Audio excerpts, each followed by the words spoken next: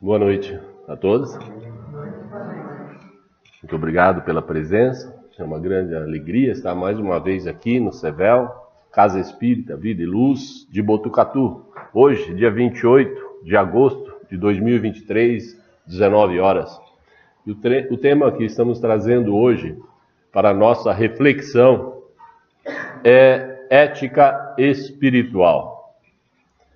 Comecemos o estudo de hoje procurando uma definição que nos permita entender o significado da palavra ética. Antes disso, precisamos ter ciência que ao longo dos tempos as palavras passam de uma compreensão, de um significado para outro, adquirindo outros entendimentos semelhantes ao inicial, ao original. Isso acontece por causa das mudanças de hábitos e também pela tradução que ela vai tendo ao longo dos tempos. A palavra ética teve sua origem na Grécia e uma vez inserida também no vocabulário romano, ela teve uma interpretação voltada para a compreensão mais conveniente para aquela nação romana. O termo ético foi espalhado pelos pensadores romanos para os demais países de seu domínio imperial, chegando assim a Portugal, Espanha e finalmente trazida para o nosso país Brasil. Isso nos faz vislumbrar que existe uma evolução contínua das palavras e, no tocante a termos uma compreensão cada vez melhor dos seus significados, se adaptando e ficando mais adequada aos dias presentes de cada população. Então, nos dias de hoje, qual é a compreensão que se tem da palavra ética? Ética é aquilo que fundamenta. Ética é o conceito que define, que traça os parâmetros, que dá conformidade aos valores morais do nosso comportamento. Diferentemente da ética, que é um conceito, a moral, que faz parte dos nossos valores morais, é a prática dos seus valores. É o cumprimento régio das regras, das leis, dos usos e costumes, das convenções.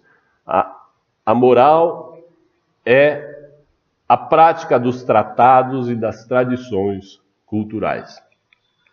De uma forma mais clara, podemos dizer que a ética é como se fosse um manual de regras e conceitos que define a moral.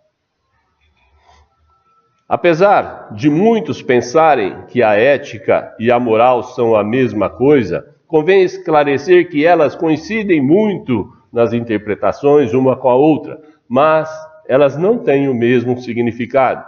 Até porque poderemos exemplificar que uma coisa pode, em seu ambiente, em sua civilização, ser ética, mas pode não ser moral.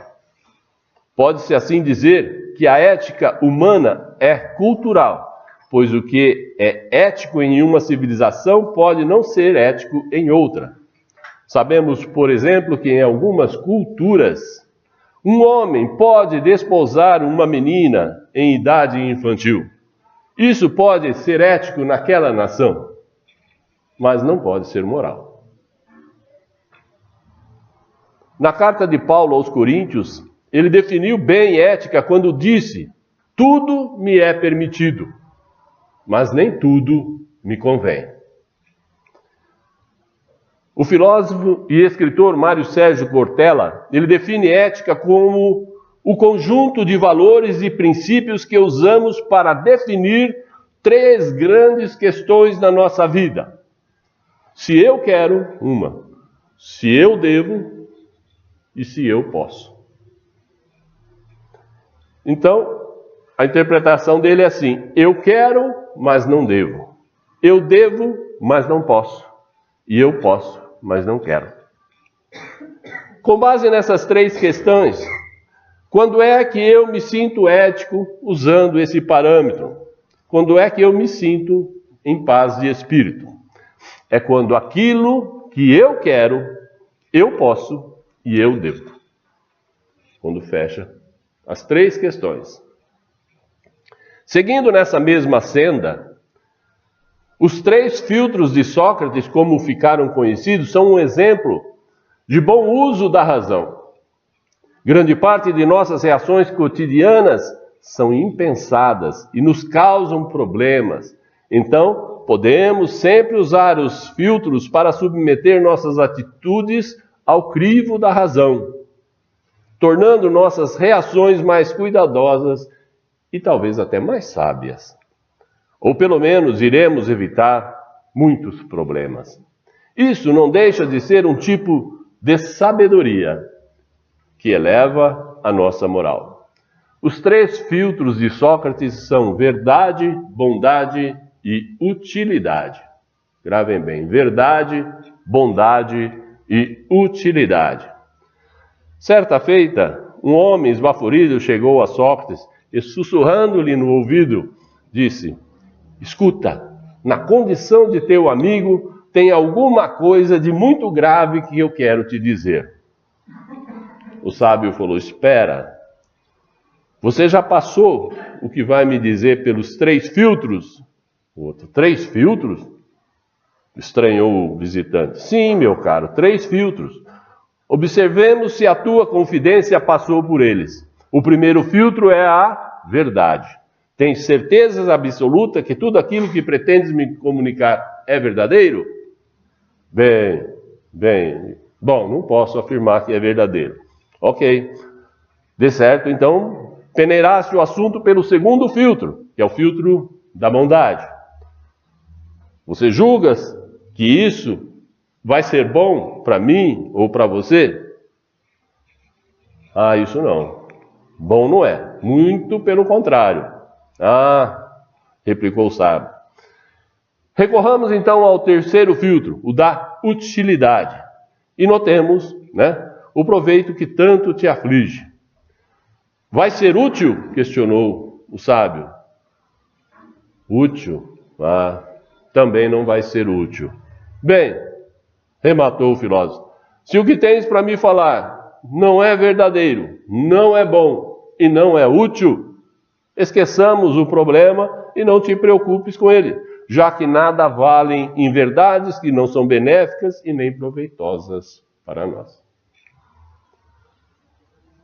Façamos agora uma boa reflexão usando 6 palavras. Tudo isso para que a gente tenha uma opinião bem formada sobre ética e moral. 6 palavras definidas assim: moral, dever e prática. Moral, dever e prática. Ética, virtude e princípio. Ética, virtude e princípio. O dever está para a moral, assim como a virtude está para a ética. Usemos um exemplo. Sabemos que a caridade, no seu sentido mais amplo, é o amor ao próximo. E a caridade não é só dar as coisas, dar esmola, mas a caridade tem que ter também a benevolência, a indulgência, a compaixão. Então, passemos a refletir sobre essa caridade. Praticar a caridade é dever ou é virtude? O que vocês acham? Praticar a caridade é dever ou é virtude? Bem, para as pessoas que estão começando a praticar a caridade, como é o caso de todos nós, ela é um dever. Ela sente, essas pessoas, nós todos sentimos que a caridade, é quase que uma obrigação. Nós temos que praticar a caridade. A nossa doutrina até ensina, fora da caridade não há salvação. Então, ela funciona mais como um dever para a gente. Para outras pessoas que já praticam a caridade espontaneamente, naturalmente, como se fosse um princípio de vida, como algo que é nato na pessoa, a caridade já não é um dever, é uma virtude. Ficou claro? Então, que a mão esquerda não veja o que faz a direita. Quer dizer, quem age assim, já tem a caridade como uma virtude. Bem,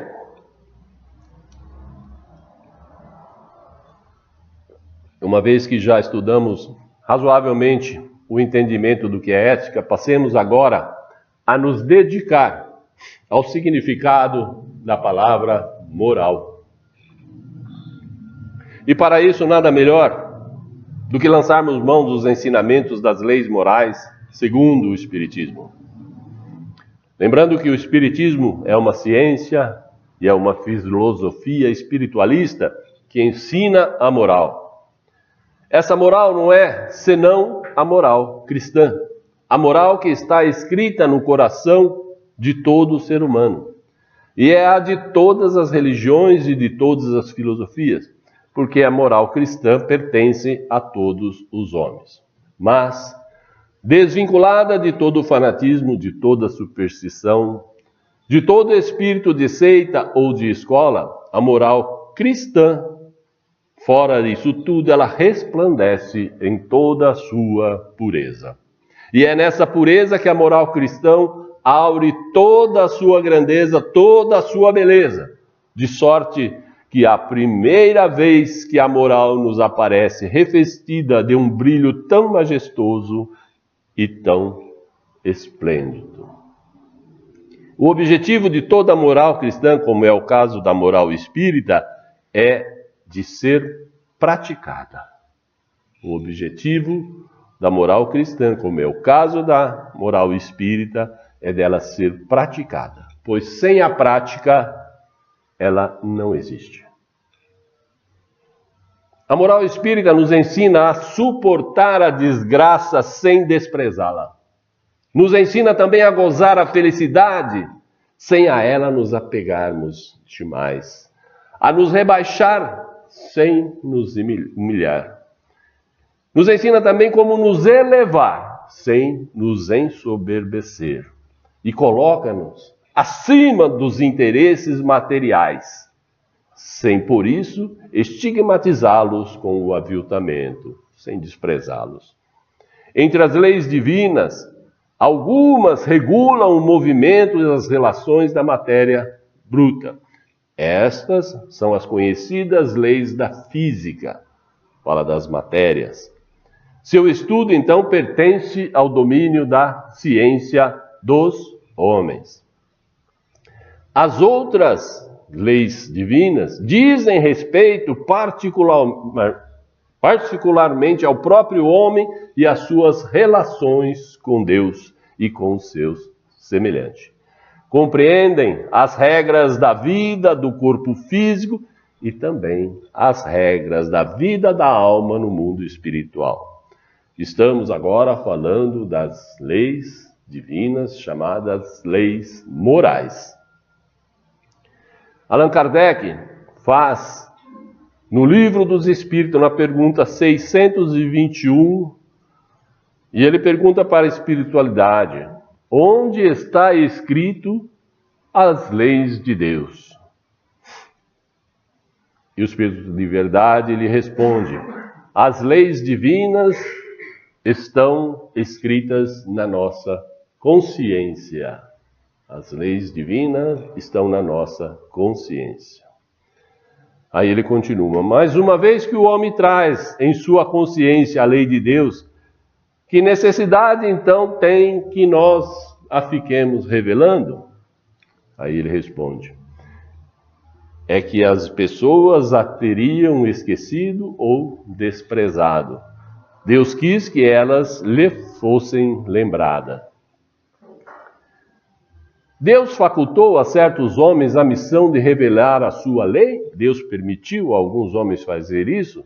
Sim, certamente. Em todos os tempos houveram homens que receberam essa missão. São espíritos superiores encarnados com o objetivo de fazer a humanidade progredir. Que definição pode-se dar à moral? Olha que interessante, hein? Qual a definição que a espiritualidade superior dá à moral? Então diz a espiritualidade: a moral é a regra de boa conduta e, portanto, da distinção entre o bem e o mal. Aqui está a definição principal da moral espiritual. Então é a regra da boa conduta, e, portanto, ela é a distinção entre o bem e o mal. Eticamente, ela segue a lei de Deus ou é fundamentada sobre a observação da lei de Deus. O homem conduz-se bem quando faz tudo visando ao bem e para o bem de todos, porque então observa a lei de Deus. Se as leis de Deus são gravadas na consciência, pergunta Kardec, por que Deus não as revela, fazendo-nos lembrar o tempo inteiro dela? Não é prudente revelar precipitadamente todos os conhecimentos, pois o ensinamento deve ser proporcional à inteligência daquele a quem se dirige, porque há pessoas que para as quais a luz muito viva ofusca, sem esclarecer. Explicando melhor isso aqui. Você não pode, para um aluno de segundo, terceiro ano de grupo, dar uma matéria de oitavo. Ele ainda não está preparado para aprender aquela matéria. Então aquilo vai entrar na cabeça dele e vai só assustar. A mesma coisa se você seguir um exemplo físico, se você deixar uma pessoa que vive nas trevas, por exemplo, dentro de uma caverna, e a trouxer para a luz, ela não vai entender nada, porque a luz vai ofuscar tanto que ela não vai enxergar o que tem fora da caverna. Ela vai ter que se adaptar com o tempo para começar a enxergar. Ok? Vejam esse exemplo. Quando os homens se excedem na alimentação, isso lhes faz mal. Pois bem, é Deus quem lhe dá a medida do que é necessário. Quando o homem ultrapassa a medida que Deus lhe deu, eles são punidos pelas leis da natureza. Então, quando a pessoa come demais, ela passa mal, ela fica doente. Por quê? Porque ele excedeu a lei da natureza que ele tinha que respeitar com relação ao seu corpo. Isso é o mesmo para com todas as outras coisas. A lei natural traça para o homem o limite das suas necessidades. Limite das suas necessidades. Quando o homem ultrapassa, é punido pelo sofrimento. Por exemplo, a gente precisa ter bens, a gente precisa ter a nossa alimentação, mas se a gente lutar terrivelmente para ter em excesso, essa luta vai ser sofrida e a gente vai ficar muito doente por isso. Outra pergunta: por que o mal está na natureza das coisas? Respondendo, se não existem as montanhas, disse a espiritualidade, o homem não poderia compreender que se pode subir e que também se pode descer. Se fosse tudo plano, ele não conheceria isso. É preciso que o espírito adquira a experiência e para isso é necessário, é fundamental que o homem conheça o bem e o mal. O homem precisa conhecer o bem e o mal. E para conhecer ele tem que praticar. Por isso que nós começamos com o mal e vamos adquirindo a experiência do bem e depois a gente começa a comparar o bem e o mal, conhecendo os dois e tomando a nossa decisão de que lado a gente quer ficar. Considera-se culpado um selvagem que cede ao seu instinto se alimentando de carne humana? Olha que interessante essa pergunta. E ele respondeu, eu disse que o mal depende da vontade. Pois bem, o homem é mais culpado à medida que tem discernimento sobre os seus atos. Quando ele sabe que aquilo pode ou não pode. As circunstâncias dão ao bem e ao mal uma gravidade relativa. Se ele sabe que aquilo é errado, então uma gravidade de alto nível. Se ele não sabe, gravidade de baixo nível. Né? Mas será cobrado, mais será cobrado a quem muito foi dado. Aquele que não pratica o mal, mas que se aproveita do mal que é praticado por outra pessoa, ele é culpado no mesmo grau? é como se ele mesmo o cometesse. Aproveitar é participar. Talvez tenha recuado diante da ação, mas se encontra realizado e dela se serve. É porque a aprova e a teria praticado por si mesmo, se pudesse, ou se tivesse tentado. O desejo de praticar o mal é tão compreensível quanto o próprio mal. O desejo de praticar o mal, desejar praticar o mal, é tão repreensível, é tão punível, né? Quanto o próprio mal. Uma resposta: depende. Olha que interessante. Depende. Existe uma grande virtude em resistir, em praticar o mal. Então eu posso ter a intenção de praticar o mal, já estou cometendo um erro.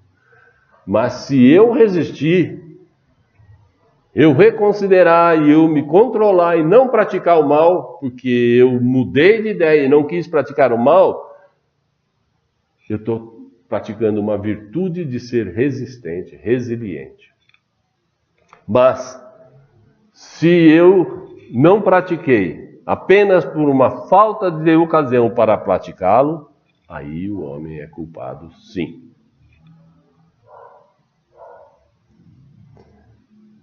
Olha que interessante essa. Basta não fazer o mal para ser agradável a Deus e assegurar uma boa situação futura? Resposta: não. Não basta só não fazer o mal.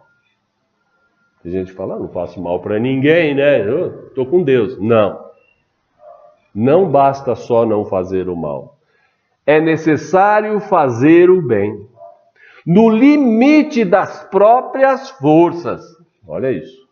Não é fazer qualquer coisa, não. É fazer o bem no limite das próprias forças, porque cada um de nós responderá pelo mal que causou por não ter praticado o bem para aquelas pessoas. Então eu não dei uma cesta básica e a pessoa passou fome. Eu sou responsável pela fome daquela pessoa por eu não ter praticado aquela caridade. Eu não tive tempo, não deu. Sou responsável pela fome daquela pessoa porque eu estava em condições de ir lá ajudá-la e ela sofreu pelo meu descaso, pelo meu desleixo. Então nós somos responsáveis pelo bem que deixamos de praticar. Olha essa que interessante. Existe caridade quando prendemos alguma pessoa? Quando nós mantemos presa alguma pessoa? Sim, se o prendermos para que ele não cometa mais o mal. Para ele não cometer o mal. Porque ele vai estar prejudicando a si, cometendo mais mal, e aos outros, para quem ele praticar. Um outro caso, por exemplo, um acamado, né, não pode se levantar por estar muito frágil, mas pode se machucar, se unhando-se, né?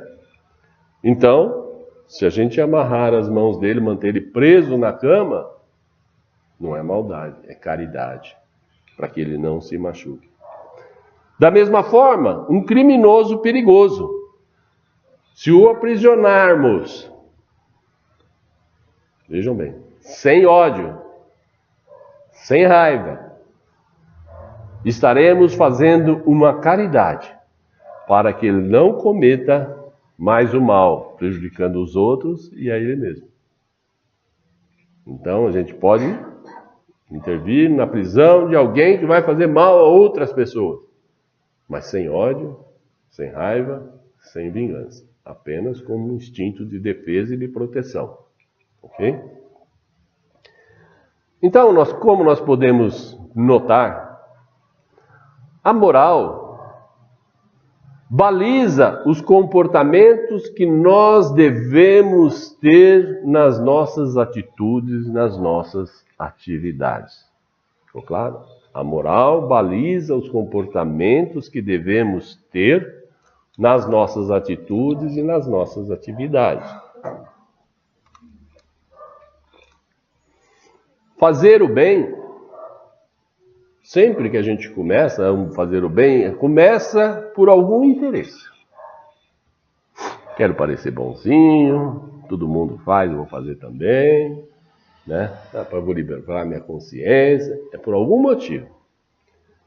E isso não é ruim, isso já é um ótimo começo. Tá? Isso já é um ótimo começo. E quando mais à frente a gente conseguir fazer sem nenhum interesse, aquele caso da mão esquerda, mão direita, esse bem passa a ser virtuoso ou virtuosidade, ok? Então, das leis divinas, a lei do trabalho, a necessidade do trabalho é uma lei natural? Sim. O trabalho é uma lei da natureza. E por isso mesmo é uma necessidade. Tá? Então, quer dizer, não trabalhar, podendo trabalhar, é imoral. É imoral, ok? Deve-se entender por trabalho apenas as ocupações materiais? Não. O espírito também trabalha, como trabalha o corpo. Toda ocupação útil é trabalho. O que nós estamos fazendo todos aqui agora é trabalho. Nós estamos trabalhando o nosso espírito. Por que o trabalho é imposto ao homem? Isso é uma consequência da sua natureza corporal. É sempre uma expiação de vidas passadas e, ao mesmo tempo, um meio de aperfeiçoar a sua inteligência. Sem o trabalho, o homem permanece na infância intelectual. Ele não evolui quase intelectualmente se não estiver constantemente trabalhando. Por isso é que a sua alimentação, a sua segurança, o seu bem-estar dependem sempre do seu trabalho e da sua atividade. E a reprodução? É uma lei divina. A reprodução dos seres vivos é uma lei natural? Isso é evidente, é inegável. Sem a reprodução, o mundo corporal pereceria. Não existiria a humanidade sem a reprodução. E se a população seguir sempre a progressão crescente que vemos, ou seja, aumentando, chegará um momento em que ela se tornará excessiva sobre a Terra? Superlotará a Terra? Não. Deus a isso provê e mantém sempre o equilíbrio. Deus não faz nada que não seja perfeito e que não seja útil. Então não temos que nos preocupar com superpovoação da Terra. Lei da conservação. Isso é importante. O instinto de conservação, conservação da própria vida, é uma lei da natureza? Sem dúvida. Todos os seres vivos o possuem, seja qual for o grau da sua inteligência. Até os animaizinhos têm o instinto da proteção. Em alguns é puramente mecânico, como os irracionais. Em outros já é um instinto de defesa mais racional. Com que objetivo Deus concedeu a todos os seres vivos este instinto de conservação? Porque todos devem colaborar nos desígnios da providência. Foi por isso que Deus lhes deu a necessidade de viver. A vida é necessária ao aperfeiçoamento dos seres. Eles sentem instintivamente, sem sequer se aperceberem. Então, o que ele está dizendo, né, é que nós precisamos nos manter vivos, saudáveis, em condições de trabalho, porque mesmo que a gente não saiba, nós estamos servindo, né, aos desígnios da providência de Deus. Sem saber, tanto nós quanto os animais, nós temos missões nesse planeta, né, que nós estamos cumprindo sem saber que isso faz parte de um grande planejamento.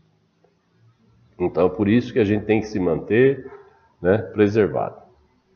E a lei da destruição? A destruição é uma lei da natureza? A gente às vezes destrói, desmancha uma casa para fazer uma nova, né? Então, a resposta: é necessário que tudo se destrua para renascer e se regenerar. É necessário que tudo se destrua para renascer e se regenerar. Isso a que chamam destruição é apenas uma transformação que tem por objetivo a renovação e o melhoramento dos seres vivos. Tem aquela frase, né? Na vida nada se perde, tudo se cria, tudo se transforma. Não é isso? Então, é sempre uma regeneração. Bem, a ética espiritual, que é o nosso tema de hoje, ela pode ser chamada, ela pode ter uma outra denominação, que talvez vocês não conheçam ainda, mas ela pode ser chamada ética espiritual ou cosmoética. De cosmos, cosmoética. Pois ela transcende a ética humana. Ela vai para o mundo espiritual, sendo então uma ética universal. Ela busca valores e regras que são relevantes para a vida eterna, para a vida em espírito. Essa é o cosmoética ou ética espiritual. Na vida verdadeira, tem grande relevância uma gentileza que você faz. Toda ação fraterna sem interesse ou segunda intenção tende a ser muito valorizada no mundo espiritual. Vejam isso. Toda ação fraterna sem interesse e sem segunda intenção tende a ser muito valorizada para a nossa vida eterna, para o cosmoética. Lá na vida infinita, é muito comum perguntas de um para o outro, como essa. O que você fez de bem para os outros? O que você tem feito de bem para os outros? Como é que você usou o tempo de vida que você teve lá na Terra? Como é que foi? Você cuidou da natureza? Cuidou dos animais? Né? Cuidou da despoluição dos rios, dos mares, das florestas? Você cuidou das crianças? E dos idosos? Ajudou os viciados? Cuidou dos doentes? Auxiliou os suicidas? Ajudou os pobres? Alguma vez cuidou dos sofredores? Isso são coisas que são éticas na vida espiritual. Isso é o que se pergunta, isso é o que se tem interesse. Ninguém pergunta, você era diretor da escola? Você era diretor do centro espírita? Quem se ajudou? Não, eu era diretor do centro espírita. Mas quem se ajudou? Eu era diretor. Não tem valor nenhum, gente. O valor é isso. O que o seu trabalho fez de bom para as pessoas? Aí, trabalho no centro espírita. Fez de bom? Fez. Então, opa. Como era o seu relacionamento no trato com as pessoas? Você era gentil, educado, grosseiro? Então, gente, saibamos que o verme mais nocivo para a humanidade é o egoísmo. É pensar só em nós. É nos preocuparmos só conosco. Então, o egoísmo que anda atrelado à ganância e à mesquinhez. O egoísmo é o grande causador, já falei aqui, das nossas doenças, da nossa infelicidade, o egoísmo. Quando eu quero lutar por dinheiro, não sei o que, quero ter as coisas, na hora que eu estou doente, sofrendo, e o que eu conseguir não vai ser suficiente para me curar. Não quer dizer que a gente não tenha que lutar pelo sustento. Por que precisamos praticar boas ações para os outros? Por que nós precisamos praticar boas ações para os outros? Entendam bem isso. Porque cada ação que nós fazemos, qualquer ação, tá? A gente movimenta energia. E a ação que a gente fizer movimenta um tipo de energia. Seja ela qual for, cada uma tem um tipo de energia. Então as ações que nós fazemos, vamos supor, aquelas pessoas que fazem ações que Deus vai falar, passa para o lado esquerdo. Então aquelas ações que nós fazemos para o lado esquerdo de Deus, como seja a maldade, a raiva, o rancor, a vingança, elas são filhas do ódio. São filhas do ódio. E tendem para a energia das trevas, escuridão, tá? Energias escuras. Já ações que nós fazemos para ficar ao lado direito do Criador, como a bondade, a fraternidade, a caridade, elas são virtudes, são filhas do amor e trafegam no sentido da luz, não das trevas, da luz. O mérito do bem que se faz está subordinado a certas condições, ou seja, em outras palavras, existem diferentes graus no mérito que a gente faz. O Espírito de Liberdade respondeu assim, olha que interessante. O mérito do bem está na dificuldade. O mérito, quanto mais dificuldade, mais mérito tem o bem. Não há mérito nenhum em fazer o bem sem que tenha nos dado algum trabalho. Se não deu nenhum trabalho para mim, eu não fiz nenhum bem. E também, se nada me custa, também não tem quase mérito nenhum. Deus tem mais em conta o pobre que reparte um pedaço do seu único pedacinho de pão, tem muito mais valor para Deus, do que o rico que dá muitas coisas que para ele eram supérfluos, que não lhe farão falta. Porque aquela metadinha do pão que o pobre só tinha aquele para comer, vai lhe fazer falta. É o óbolo da viúva, ok?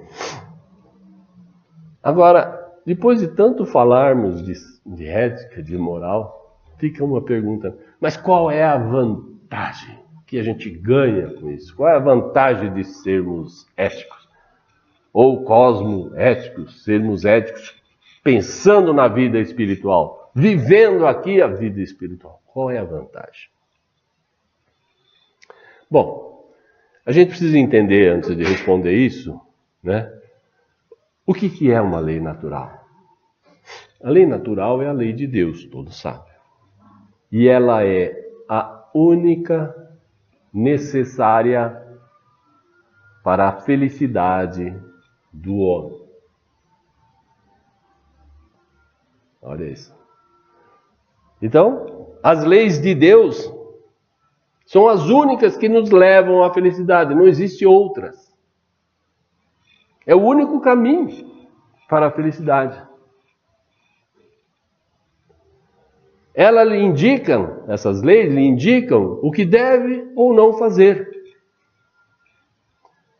E o homem só se torna infeliz quando ele se afasta dessas leis divinas, quando ele não pratica essas leis divinas, aí ele navega na infelicidade.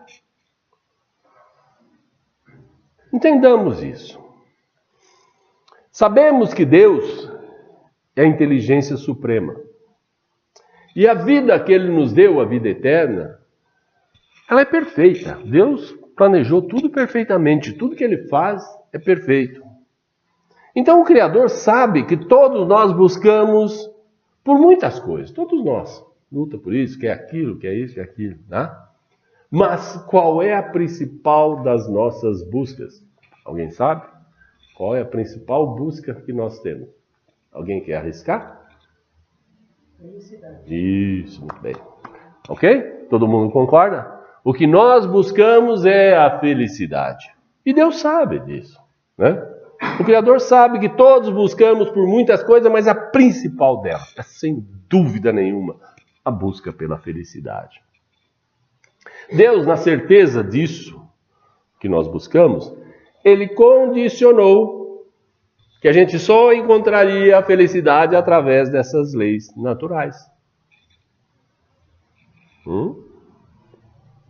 E para isso Ele colocou essas leis naturais, vocês sabem aonde? Dentro de nós. Tá? Dentro de nós. Mas o que acontece é que nós temos que aprender a acessar essas leis naturais, praticá-las. Mas se ela está dentro de nós, a gente precisa saber onde é que ela está, não é? A moral está na consciência. E as leis naturais estão onde?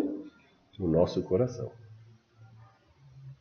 As leis naturais estão no nosso coração, que é o nosso segundo cérebro, a segunda inteligência. A inteligência do sentimento. Então a chave para acessar a felicidade está onde? Está na decisão de agirmos com a razão, com o cérebro, ou então com a emoção e o coração. Quando nós fazemos pela razão, a gente encontra alguma coisa. O que acontece quando a gente faz as coisas bem pensado pela razão? A gente encontra paz. A gente fica tranquilo. Fez as coisas certas. A gente encontra a paz. Ok? Mas quando a gente age com o coração, o que a gente encontra? Felicidade. O que a gente tanto busca se encontra nas coisas que nós fazemos com o coração.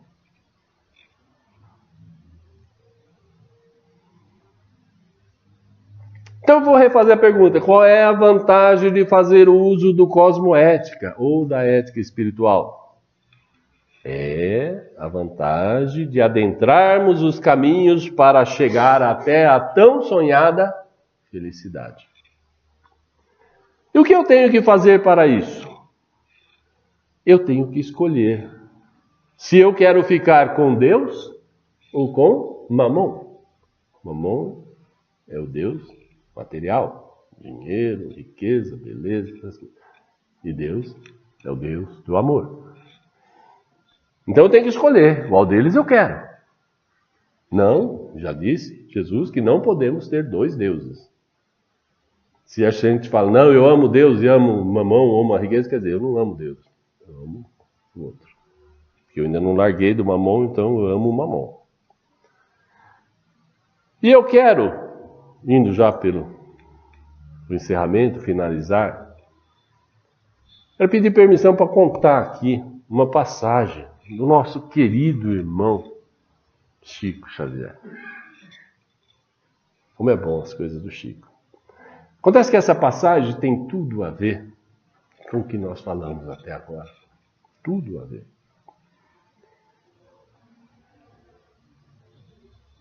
O Chico Xavier, ele sempre viveu com parcos rendimentos, com pouquíssimo dinheiro, algo em torno assim de um salário mínimo. Sempre viveu assim. Numa determinada manhã, ele dirigia-se apressado para chegar ao ponto de ônibus que o levaria a uma cidade vizinha. E aquele era o único horário que o ônibus passava na cidade dele, naquele dia, indo para aquela outra cidade. Então ele não podia perder aquele ônibus, e ele estava indo apressado. Acontece que naquele dia, na outra cidade onde o ônibus o levaria, iria ser preenchida uma vaga de emprego semelhante ao dele, que ele ganhava um salário mínimo, ele iria ganhar nesse outro 3 salários mínimos. Ia dar uma revirada na vida dele.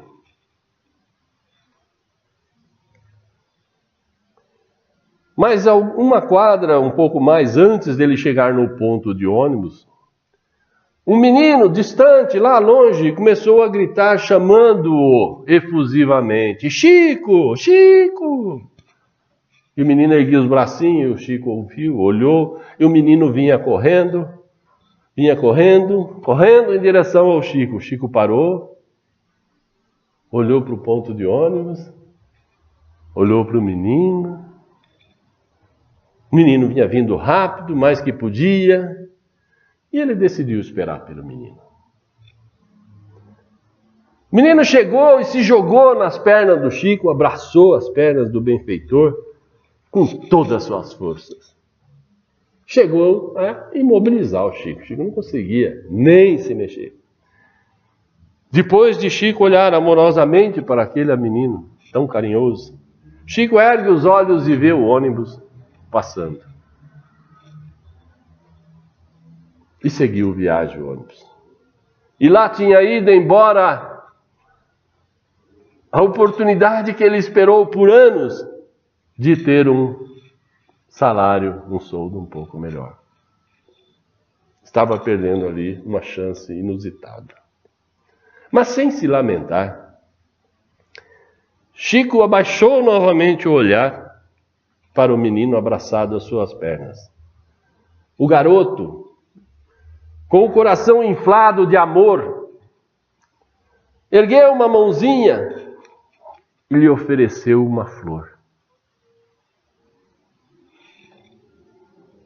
Ofereceu uma flor.